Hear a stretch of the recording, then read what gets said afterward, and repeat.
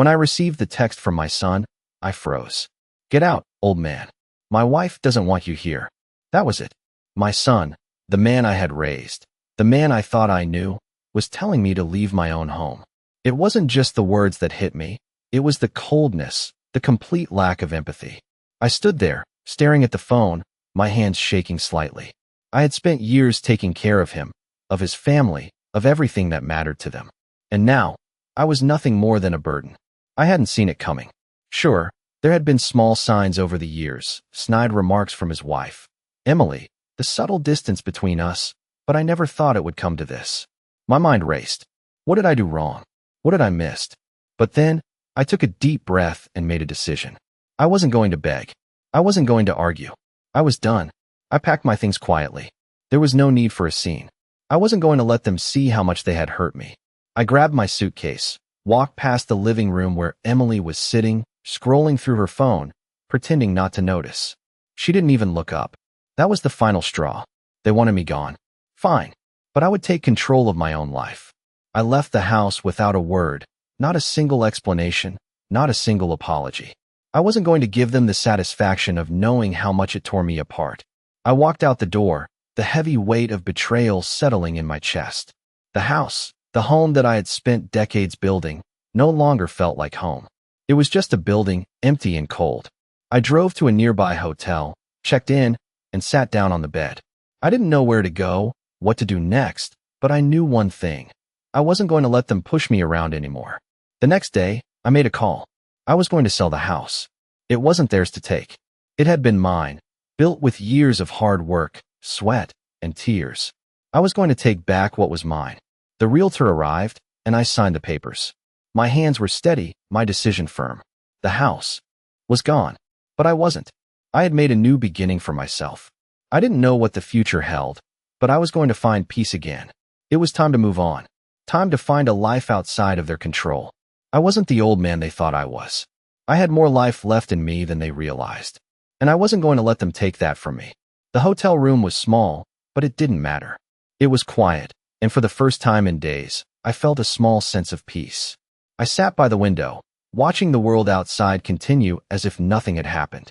People walking by, cars honking in the distance, the sun setting over the city, life was moving on.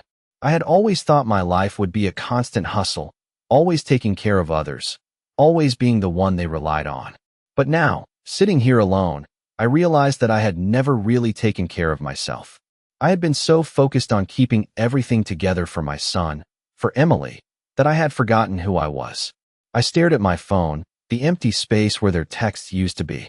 No messages, no apologies, nothing. The silence was deafening. And then it hit me. I wasn't waiting for them to apologize. I didn't need their approval. I was free. I hadn't felt free in years.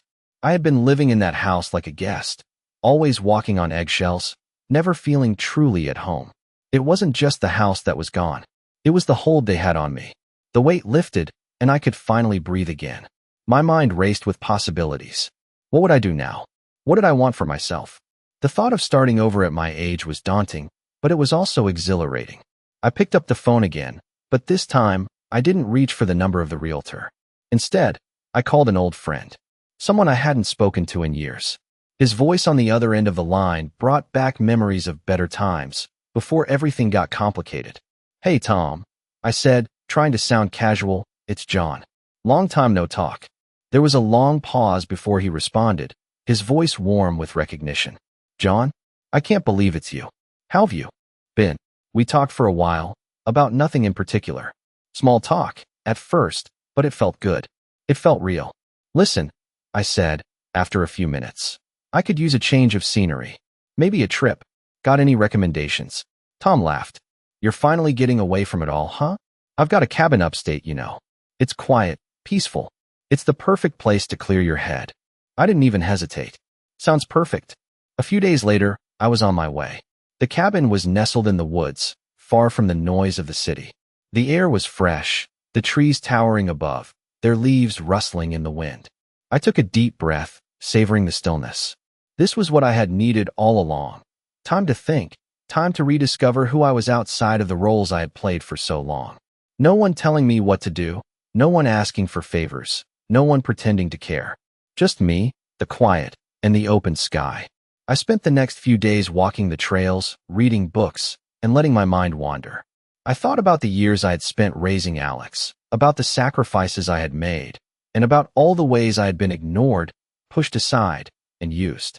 But I didn't let the bitterness take hold. I couldn't. Not anymore. I was starting fresh. The quiet was healing. And when I was ready, I knew I would go back. Not to them, but to a life I had never allowed myself to have. The life that had always been waiting for me, just beyond the edges of my responsibilities. It wasn't going to be easy. There would be challenges. But for the first time, I felt ready. I wasn't a burden. I was a person, and it was time for me to take back control of my own life. It had been days since I left the city, but the weight of it all still clung to me. I thought the peace of the cabin would be a balm for my soul, but instead, I felt like a stranger to myself. The mornings were calm, the sun rising over the trees, casting long shadows across the forest floor. I took slow walks through the woods, trying to clear my head, but my thoughts kept circling back to my family. To Alex. To Emily. To the life I thought I had built. My fingers brushed over the rough bark of a nearby tree as I walked, the texture grounding me in a way nothing else had. I had always given so much of myself to others. I thought I was doing the right thing, taking care of my family, making sure they had everything they needed. But now, sitting alone in the quiet, I could see it all so clearly. How much I had sacrificed, and how little it had meant. I closed my eyes, trying to push away the sting of betrayal. But it wouldn't leave. The feeling kept creeping back, like an unwanted shadow, following me even here in the stillness of the woods. I hadn't realized how much I had been holding on until I let go. My life had revolved around Alex and his family for so long. Now, all that was left was emptiness. I felt a sudden urge to write. I hadn't written in years, not since the days when the house had been full of life. I pulled out a notebook from my bag and sat down on the porch of the cabin, the cool breeze tugging at my hair. I began to write, the words flowing out of me without hesitation. It wasn't a letter to Alex. It wasn't a letter to Emily. It was just words. Words I had kept locked inside for so long. I wrote about everything. The sacrifices, the silent pain, the years spent thinking I was doing the right thing, only to realize that it had all been for nothing. I wrote about the betrayal, the coldness of their words, and how they had ripped away my sense of self. I didn't expect it to make me feel better, but somehow, it did. The act of putting my feelings on paper felt like I was finally letting go, finally releasing the hold they had on me. I wasn't ready to face them yet. Not in person, but I was ready to face myself. The days began to blur together. I spent my time writing, walking, and thinking. I had no destination in mind, no goal. I wasn't looking for forgiveness. I wasn't looking for anything from them anymore. I was looking for peace. True peace. The kind that comes from within, not from the approval of others. One evening, as the sun dipped below the horizon, painting the sky in shades of orange and pink, I made a decision. It wasn't a decision that would change the world, but it would change me. I was done. Done trying to fix everything. Done trying to make everyone happy. It was time for me to live for myself. I closed the notebook, stood up, and looked out at the view before me. The forest stretched out endlessly, a world of possibilities waiting to be discovered. I didn't know what my next steps would be, but for the first time in a long time, I wasn't afraid. The road ahead might be uncertain, but it was mine, and that was enough. As I sat back down, the cool evening air wrapping around me, I felt a quiet resolve settle in my chest. I was ready to start over. I didn't need to go back to them. I didn't need to be their burden anymore. I had a life to live, a life that had nothing to do with what they expected of me. For the first time in a long while, I felt a flicker of hope. A hope that wasn't dependent on anyone else's approval. It was just mine. It had been a week since I'd sent the message to Alex. The silence had returned, and with it, a sense of uncertainty. I had thought that confronting the situation would bring clarity, but it only left me more confused. I had chosen to walk away from my past, but that didn't mean I had left it behind entirely. The thoughts of what I had lost, of what I had sacrificed, still echoed in my mind. I wasn't sure what I was waiting for anymore, but one thing was certain. I wasn't going to be manipulated again. I had already made that mistake.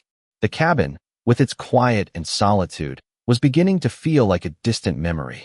The wind rustling through the trees, the peaceful hum of nature. It all seemed so far away now. Every now and then, I'd hear a distant car driving by, and I'd wonder where they were all going, what they were doing. I used to be a part of that world. I used to matter.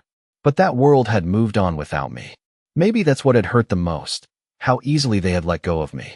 I had spent years thinking I was doing the right thing, putting them first, and now I was left standing here, on the outside looking in. I thought about the house I had sold, the place I had raised Alex in, the place I had shared with my wife long before she passed. It was all gone. But was it really just the house that I had lost, or was it everything I had believed about my place in their lives? I thought back to the days when we were a family, when we would sit down together for dinner, when laughter filled the air. Those days seemed so distant now, like they belonged to someone else. I could still hear the echoes of our past, but they no longer felt real. They felt like a dream. I didn't know what Alex wanted. Part of me wanted to believe that he had changed, that he had realized what he had done. But I couldn't trust that. Not anymore. The betrayal had cut too deep. He wasn't the same person I had raised. And neither was I. I was different now. Stronger, perhaps. More aware of the value of my own peace. I had spent too long putting my needs aside for them. Now, it was time for me to take care of myself. I thought about reaching out, about calling him, but something held me back. What would I say? What would he say? I wasn't ready for that yet. Instead, I chose to stay in the cabin, to continue my journey of rediscovery. I wasn't running from the past. I was running toward something better, something that didn't depend on the approval of others. I was learning to stand on my own, without the weight of their expectations. One morning, I woke up early, before the sun had fully risen. The sky was still dark, and the world outside was silent. I stood on the porch, looking out at the horizon, and I felt a sense of clarity wash over me. For the first time in a long time, I didn't feel lost. I knew who I was. I wasn't just a father. I wasn't just a husband. I was John, a man who had lived a full life and had the right to choose his own path. And that path didn't involve begging for scraps from those who had. Cast me aside. I wasn't going to wait for their validation anymore. I wasn't going to let them define me. The realization settled in, and for the first time in what felt like forever, I smiled.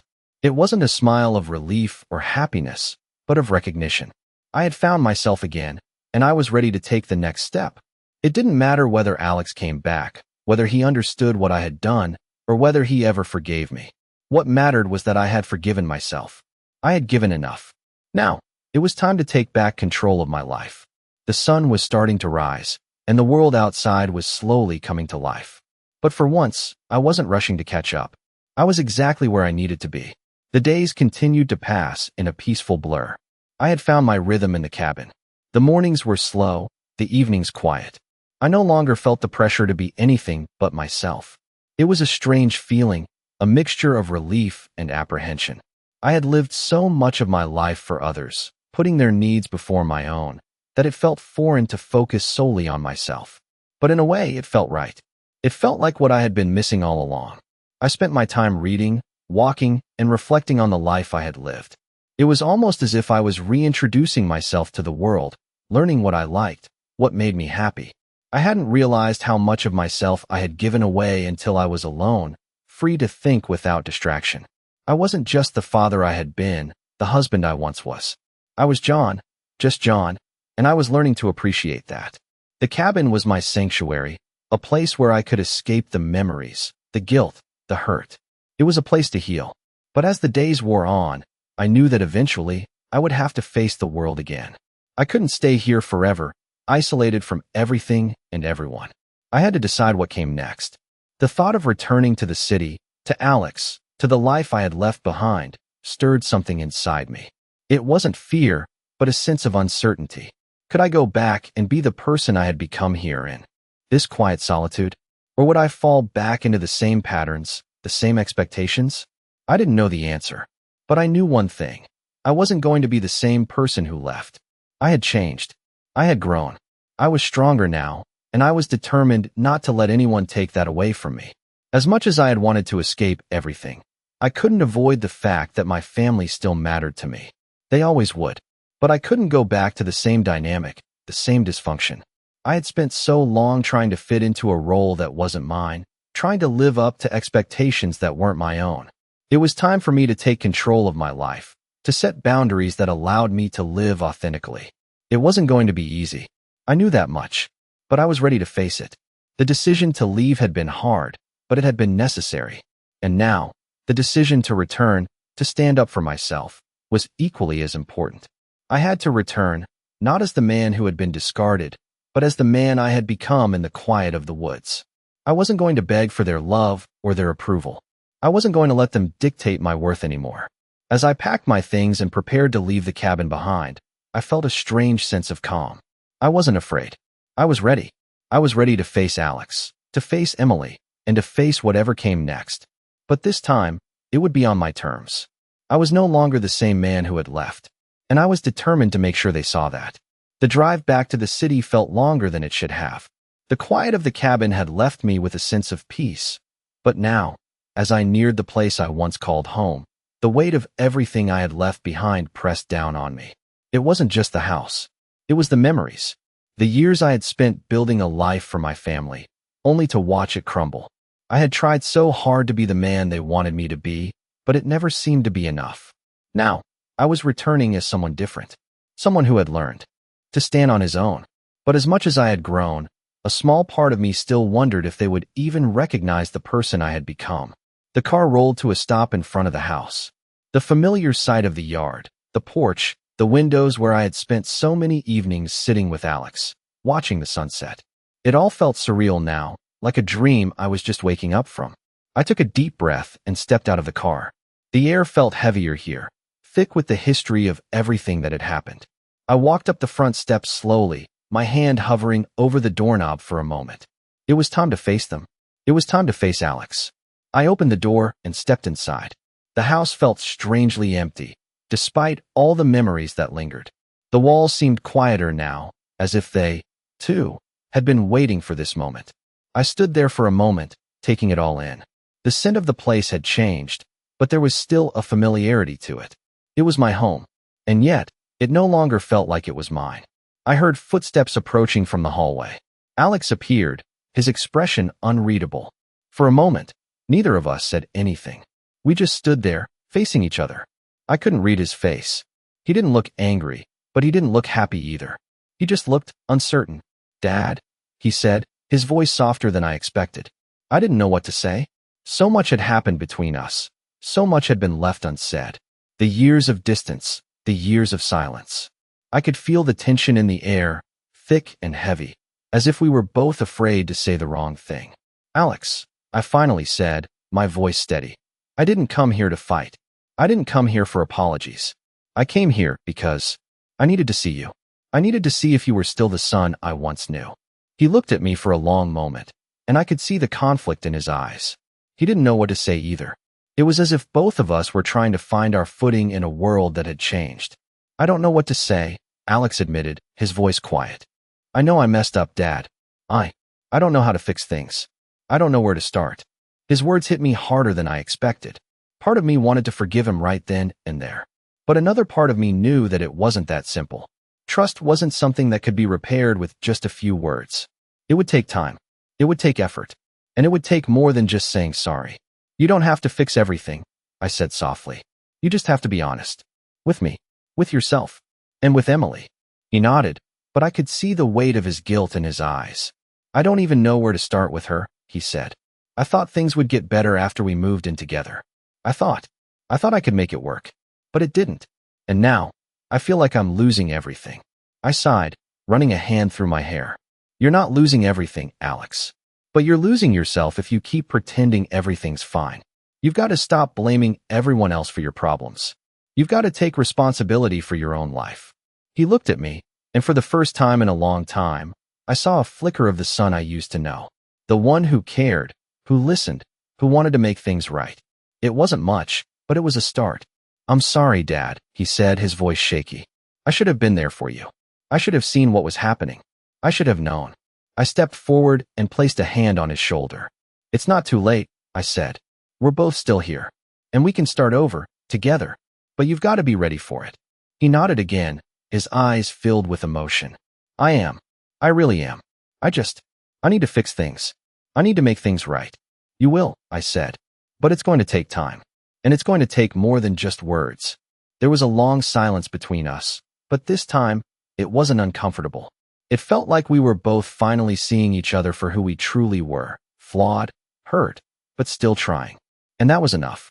It was a start, a real start. It had been a few days since the conversation with Alex. The tension in the house had lifted somewhat, but there was still a weight hanging in the air, a quiet understanding that things were far from fixed. We were taking small steps toward healing, but it was clear that time was going to be the true measure of change. I spent my days in the house, trying to re-establish some sense of normalcy. The quietness felt different now. It wasn't just the absence of noise, it was the absence of pretense. The house was still the same, but I was no longer the same man who had lived here before. I had stepped away from the person I once was, the one who had tried so hard to please everyone, to fix everything.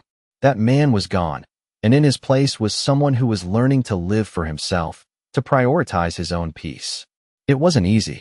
There were moments when the old patterns resurfaced, moments when I wanted to reach out, to go back to the way things had been. But each time, I reminded myself that the past wasn't going to save me. The past had only led to disappointment. I couldn't live in it anymore. I needed to focus on the future, whatever that would look like. One evening, as I sat on the couch, the weight of the silence settled in once again. I had been thinking about Emily and what she had said about the house. She had barely acknowledged my presence since I returned. She didn't want to talk, didn't want to confront the things we had left unsaid. But I wasn't going to let that stop me. I had spent too long allowing others to control my narrative, to define who I was. I couldn't let that happen anymore. I needed closure, not from Alex or Emily, but from myself. I knew I couldn't keep pretending that everything was okay when it wasn't. I couldn't just sit in the background and wait for someone else to take charge of my life. It was time for me to step up. The thought of talking to Emily again, of confronting the issues that had been swept under the rug, made my chest tighten. But I knew it had to be done. I stood up, walked to the door, and knocked gently. When she opened it, she looked at me with those same eyes, distant and guarded. She didn't say anything, but her posture, the way she crossed her arms, told me everything I needed to know. She was shutting me out. "We need to talk," I said, my voice calm but firm. She hesitated for a moment, then stepped aside to let me in. We sat in the living room, both of us silent at first. I wasn't sure how to begin, but I knew I couldn't waste any more time. "I've been thinking a lot about everything that's happened," I began. "About what I've put up with, about what I've allowed to happen. And I've realized that I've been living for everyone else. For you, for Alex, but not for myself." Emily didn't respond right away. She just sat there, listening. It wasn't the response I had hoped for, but it was the one I expected. "I can't keep doing this," I continued. "I can't keep pretending that everything is fine when it's not. I'm not asking for your approval. I'm asking for honesty. I need you to stop acting like everything is okay when it's not." She shifted in her seat, her expression unreadable. "I didn't ask for this, you know," she said quietly, finally breaking the silence. "I didn't ask for things to fall apart like this." I took a deep breath. "Neither did I said, my voice softer now. "But here we are, and we can't just keep ignoring the elephant in the room." She looked away, her gaze shifting to the window. I could tell she was conflicted, but I wasn't about to let her dodge the issue again. "We can't go on like this. I'm not going to let you push me aside anymore. I'm not asking for anything from you, but I am asking for respect. I deserve that much." She didn't answer right away, but I could see the struggle in her eyes. She knew what I was saying was true. We had both been ignoring the reality of our situation for too long. "I don't know what to say," she finally admitted. "I don't know how to fix this." I nodded. "Neither do I. But we can start by being honest with each other." There was a long pause, and for a moment, I thought she might walk away, might refuse to engage. But then, slowly, she spoke again. "I've been scared," she said, her voice barely above a whisper. "Scared of losing everything. Scared of losing you, of losing Alex, of losing control." It was the first real vulnerability I had heard from her. And in that moment, I realized that we were both just people trying to survive, trying to make sense of the mess we had created. "I understand that," I said, my tone softening. "But we can't live in fear anymore. We can't keep pretending that everything is fine when it's not. We have to face it. Together." Emily looked at me for a long moment, her eyes filled with uncertainty. But in that silence, I felt a small shift, a crack in the wall she had built around herself. It wasn't much, but it was something. And it was enough to make me believe that, maybe, just maybe, we could start to fix what had been broken.